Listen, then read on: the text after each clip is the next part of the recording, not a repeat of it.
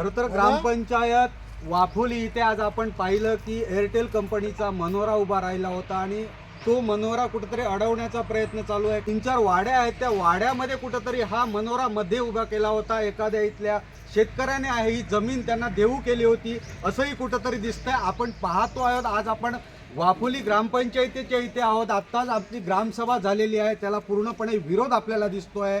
पूर्ण विरोध ह्या गावाने केलेला आहे. कारण जर आज तो मनोरा उभा राहिला आणि तो मनोरा उभा राहिला असेल तर भविष्यात जी परिस्थिती येईल ती खूप दयनीय असेल.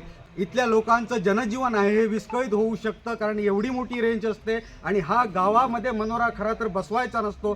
तरी पण ह्या कंपनीने जबरदस्ती हा मनोरा टाकण्याचा प्रयत्न केला आणि आज वाफोलीच्या ह्या ग्रामस्थांनी आणि सरपंचासहित सगळ्या ग्रामपंचायतीने आज विरोध केलेला आहे आपल्याला दिसतोय. आपल्यासोबत उपसरपंच विनेश जे आहेत त्यांच्याशी आपण बोलूया. सर, आज जो हा विरोध करताय तुम्ही, हा कशा पद्धतीचा विरोध आहे? हा विरोध टॉवरसाठी आपल्या ग्रामपंचायतीच्या वाफोली गावातील ग्रामस्थांचा आहे. आणि ग्रामस्थांचं असं म्हणणं आहे की भरवस्तीत हा टॉवर होता नाही. टॉवरचं 10% काम 10 ते 20% काम सुरू झालेलं होतं. संबंधित टॉवरच्या सुरू करताना ग्रामपंचायतकडे कुठच्याही प्रकारचा अजून पत्रव्यवहार झालेला नव्हता, जो परवा सोमवारच्या दिवशी झालेला आहे. आणि नाही कुठे त्या संबंधित कंपनीची जी माणसं, जे कोण प्रोजेक्ट ऑपरेटर असतील किंवा जे प्रोजेक्ट मॅनेजर असतील, यांनी कोणी ग्रामपंचायतीशी संपर्क साधून आम्हाला ही जागा आम्ही फायनल करत आहोत, त्या जागेवर करायचं असं कुठल्याही प्रकारची आतापर्यंत तरी ह्या क्षणापर्यंत आम्हाला कुठलीही माहिती दिलेली नाही. त्यामुळे ज्या टॉवरचा विरोध किंवा ज्या टॉवरचा त्रास आमच्या गावातील लोकांना होणार आहे, त्यामुळे त्या गावात, आमच्या वाफोली गावात अशा प्रकारचा जो टॉवर होणार, त्या टॉवरामुळे जर लोकांना हानी होत असेल तर आम्ही तो टॉवर होऊ देणार नाही. हवं ते झालं तरी आम्ही सर्व ग्रामपंचायत सरपंचांसकट, सदस्यांसकट आम्ही सगळं ग्रामपंचायत सदस्य आम्ही हे आमच्या वाफोली गावाबरोबर राहणार आहोत. आणि आमचा शासनाच्या या टॉवरला विरोध नाही, पण हा टॉवर एका निर्जन स्थळी म्हणजे डोंगराळ भागात बसवावा आणि त्याचा जो काही रेंज असेल किंवा लोकांना जो फायदा आहे तो मिळावा. पण भरवस्तीत हा टॉवर होता नाही ही आमची प्रामाणिक मागणी आहे.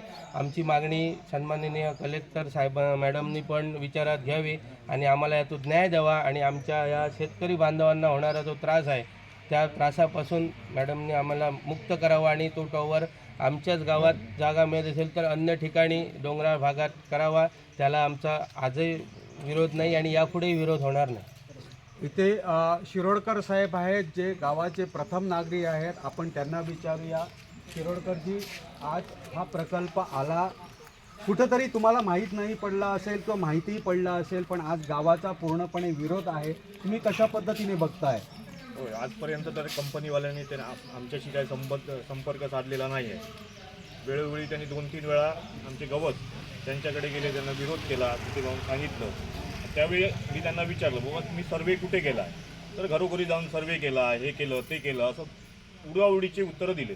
ग्रामस्थांना पण दिली आणि बाकी सगळ्याच लोकांना. त्याच्यामुळे 100% आमचा त्या टॉवरला विरोध आहे.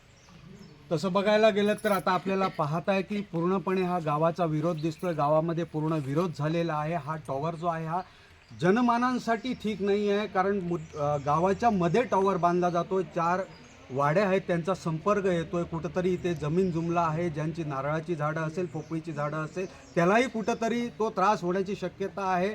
आणि अशा प्रकारचा जर तो टॉवर इथे गावामध्ये आला तर खरोखरच गावाचं नुकसान होऊ शकतं. हे आज आपण बघताय. ग्रामसभेमध्येही हे म्हणणं पारित झालेलं आहे. त्यानंतर इथली जी जनता आहे त्यांनाही हे नको आहे हे म्हणतायत. त्याने आज आम्हाला कोकण विजन न्यूज म्हणून आपल्याला इथे बोलवलं होतं किंवा आमचं म्हणणं मांडण्यासाठी एक प्रयत्न करा असंही त्यांनी सांगितलं होतं. त्यामुळे आम्ही आज त्यांचं इथे आलेलो आहोत. त्यांची ग्रामसभा घेतलेली आहे. ग्रामसभेमध्ये जे निर्णय आहेत तेही आम्ही तुम्हाला दाखवण्याचा प्रयत्न करू. आज तर खऱ्या रीतीने आपण पाहायला गेलात तर ही सगळी जी जनता आहे ही टॉवरच्या विरोधात आहे. यश माधव, कोकण विजन न्यूज, वाफोली.